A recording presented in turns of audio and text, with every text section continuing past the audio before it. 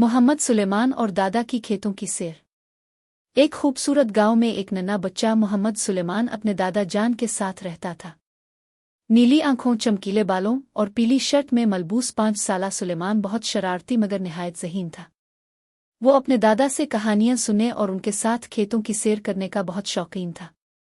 एक दिन सुबह के वक्त जब हुआ खुशगवार थी और परिंदे चहचहा रहे थे, दादा जान ने सुलेमान से कहा, बेटा आज हम खेतों की सैर को चलेंगे।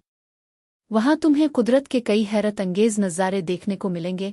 ये सुनते ही सुलेमान खुशी से उछल पड़ा और फौरन अपनी पसंदीदा पीली शर्ट पहन ली।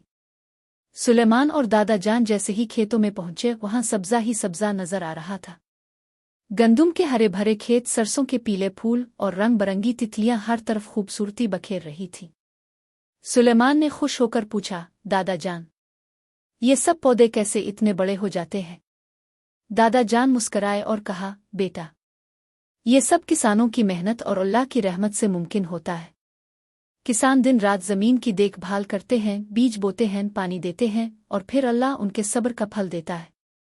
चलते चलते सुलेमान ने देखा कि एक नन्हा सा बीज जमीन से बाहर आ रहा था।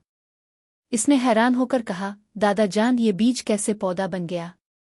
दादा जान ने प्यार से सुलेमान के सर पर हाथ फेरा और कहा, बेटा, जैसे तुम बड़े हो रहे हो वैसे ही बीज भी मिट्टी, पानी और सूरज की रोशनी से बड़ा होता है और एक दिन दरख्त फसल बन जाता है। सैर के दौरान सुलेमान को गाय, बकरियां और चिड़ियां भी नजर आईं। इसने खुशी से गाय को चारा खिलाते हुए कहा, दादा जान, ये जानवर हमारे लिए कितने फायदेमंद हैं।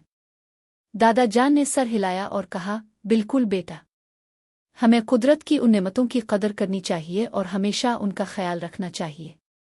जब वो वापस लौटे तो सुलेमान बहुत खुश था। इसने कहा, दादा जान, आज मैंने खेतों में बहुत कुछ सीखा। अब मैं भी कुदरत का एहतराम करूंगा और हमेशा दरख्तों और जानवरों की देखभाल करूंगा। दादा जान ने मुस्कुराकर सुलेमान को गले लगा लिया और कहा, शाबाश मेरे बच्चे, यही अच्छी बात है कि हम कुदरत से मोहब्बत करें। ये कहानी हमें सिखाती है कि फितरत हमारी सबसे बड़ी दोस्त है और हमें हमेशा इसकी हिफाजत करनी चाहिए।